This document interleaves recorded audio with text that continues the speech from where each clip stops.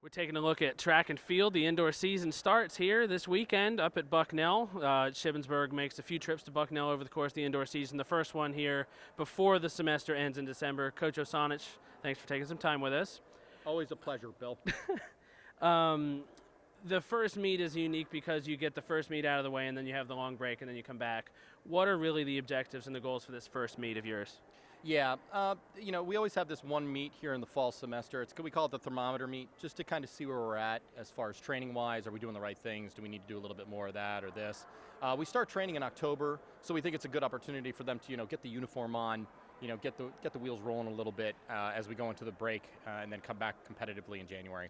Is it a case, too, where the athletes really sort of get excited after all this training that they do, that they get one shot, really, before they come back later? Absolutely. It gives them something to look forward to, which is really, really important to give them an end goal for the fall semester of training. Again, many weeks of just working out.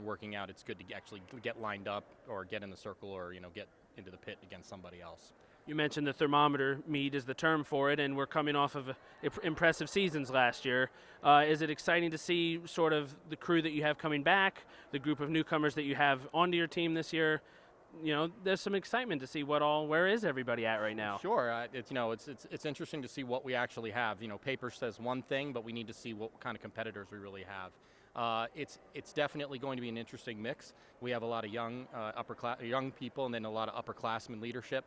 So the teams are still pretty young to some extent. So it'll be interesting to see what we have. But I think we're going to be quite good.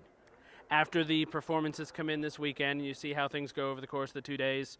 You sort of give your training for the athletes and what you hope that they accomplish over the next several weeks. And could you just talk a little bit about that, the importance of, there's going to be some time where you're away from it for a little while, but then staying in shape to get back, because as soon as you get back, after the semester starts to resume, you really need to be ready before that semester resumes for the meets that come back there in late January. Right. It's one thing that's unique about our sport is there is a lot of downtime between the end of the semester in December and then the beginning in January 11th. So you've got to make sure that you get these athletes understanding that they cannot just shut down. So that we really stress for them to focus on their training and make sure that they're ready to get going. Because you're right, Bill. When we get back, and we get back on the 11th, and we have a meet the following weekend. So we are bringing them back a little bit earlier this year because we've really, as a thermometer test, we have really found that we were not in the shape or where we needed to be when we came back in January. So we've modified our training system already this year, and we're definitely going to be in better shape and more competitive at the beginning of January rather than we have been in the past. It's a tight indoor season and really compact there at times when things get going in several weeks. The first of those meets this weekend up at Bucknell. Coach O, thanks for the time. Hey, thanks a lot, Bill. Take care.